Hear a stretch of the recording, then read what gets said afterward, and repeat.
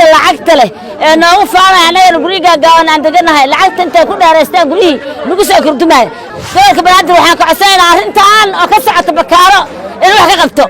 markeed kulli lama qiyaasi karo oo dadka deegaanka hadda waxay sheegayaan hadda meesha naga dambeysay in mooto ku jirto mooto bajaaj oo kulli calay xal dadkii oo wadada mara wada highway oo magaalada loo maro suuqa la xaafada loo aado labada laami isku xirteen mid wuxuu ahaa 8 biyaano ahaa midna wuxuu ahaa 6 biyaano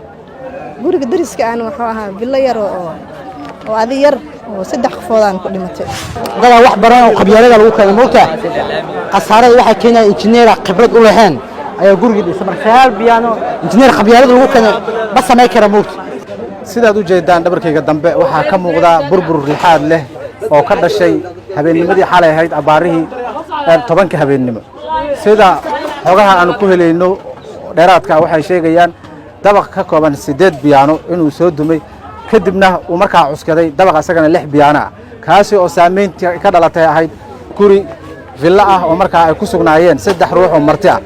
sida dadka deegaanka ay noo xaqiijiyeen 3 ruux oo ku geeriyootay guriga ayaa ahaa kuwa markaa u soo martiyay guriga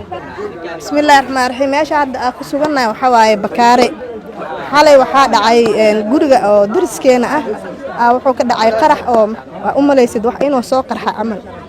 markaas anagana markii waan jiifnay waan soo kacnay waxba dhan horta waa arki weynaba meeshii oo dhan mugdi markaas dadkii xaafadda markii waan soo wada carinay labadii dabaq oo dariska duntay wallaahi bilaa wax la yaab leh nagu naqatay mid wuxuu ahaa 8 biyaano ahaa midna wuxuu ahaa 6 biyaano guriga dariska aan wuxuu ahaa villa yar oo adi yar oo 3 qofoodaan ku dhimatay oo dariska ah 3 qofood markii laga tago dadka qaar waxay sheegayaan in meesha waday ahayd inay mooto bajaaj ku jiraan wallaahi bilaahina dhismaha hoosis anaga ilaa ay dad inay ku dhinteen xataa ma naqaan wallaahi bilaahina aad ugu shaksana inay mooto bajaaj meesha mareysay hayse saaka waa sida dareenkiina dareenkan wallaahi bilaa dadka xaafadda saacunahay aad maanta u qalqalsanahay naxdin xalayto ilaa ay hadda maanta waa naxsanahay wallaahi ma la soo koobi karo sida anaga dareenkeena maanta uu yahay maamulka gobolka banaadir iyo dawladda Soomaaliya maxaa ka codsi u direysaan wallaahi waxa codsi u direynaa dadkan hadda oo dariska ah oo meesha ku dhinteen iyo dadka walaalaheena oo maanta aad waxay dhibaatada ugu dhacday in wax loogu qabto oo guri 3 biyaano ah kulli sidii dadku deegaanka sheegaan anaga goob joogmayno dadku calay xal meesha maan joogin oo waa ka maqneen anaga xal 2 saac meesha maray anaga kulli xaafadida hooyada markaasna de guriga oon guri dumay waxas ma jirin kulkeedii 4 saac ahayd ayaa baray tahay markaas yaani gurigan u dumay sidii dadka deegaanka xaafadada deegaanka sheegayaan gurigan ku dhigan oo filada inay 3 qofood wax ku gaareen oo qaarkood ku guurideen inta sal sheeg wax kale hadda oo hayo anigu ogahay ma jiraan waxaa ka ogtaa warar sheegay in wada meesha wada mashquul badan ay ahayd mootooyin maray inay mootooyin koos jiraan la sheegay horta wada highway waa wadada ilaa suuqa isku xirtaa ilaa gadaal qaybta dambe wax isku xirtaa dahabla intana laamigan oo wadadan oo markii jidka wadnaha isku xirtaa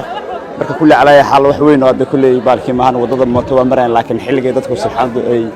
kala gudubtay oo dadka yaani hoydeen ay suuqa ka baxeen oo marka qof la tabay gurigeedu uu raaxday shaqada ka baxday markaas oo kulli qadarta dhacdo waxana waa wuxuu ilaahay wato qadar ilaahay wato waay marka kulli lama qiyaasi karo oo dadka deegaanka hadda waxay sheegayaan hadda meesha naga dambeysay mooto ku jirto mooto bajaaj oo kulli calay xal dadkii oo wadada mara wada highway oo magaalada loo maro suuqa la xaafada loo aado labada laami isku xirteen laamigan kale la laamiga oo isku xirteen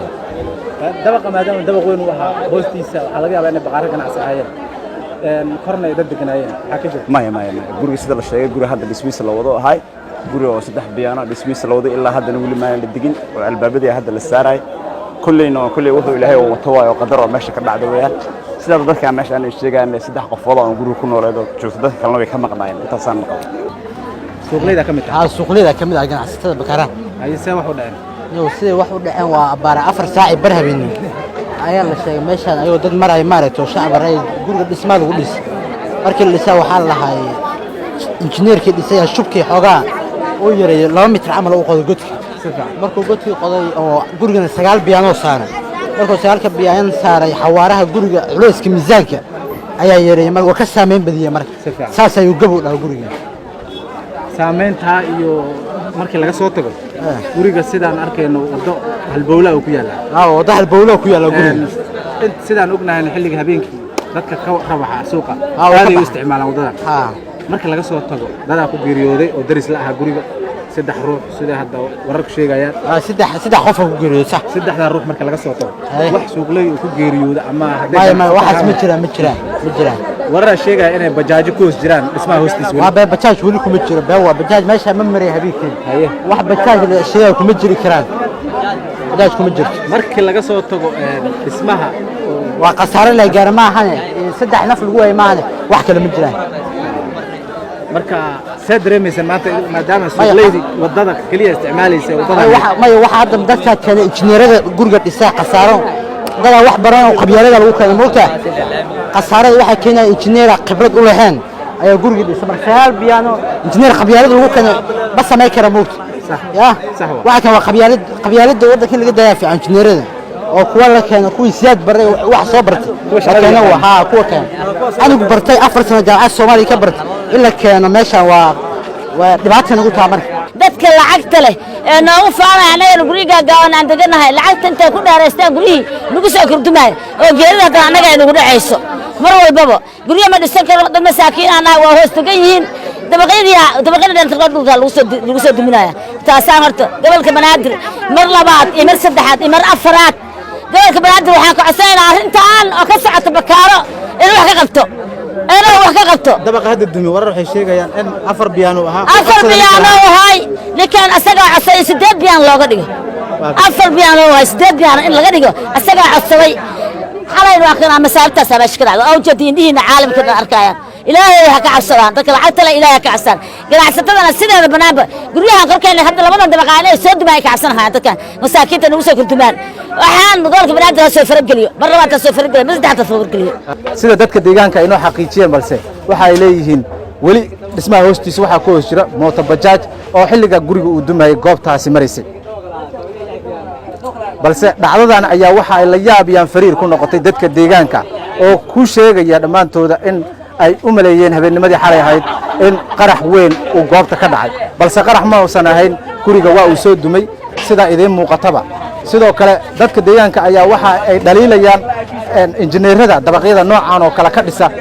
guud ahaan Bakaaraha waxayna sheegeen in dadka marka loo dooranayo inay injineer ka noqdaan dabaqyada waaweyn ee isdulsaarka oo sidaan oo kale in ay aqoontooda lahaadaan oo ay noqonin nin tooxsi Abdullaahi Cali Maxmuud raadiyaha TV-ga Danan magaalada Muqdisho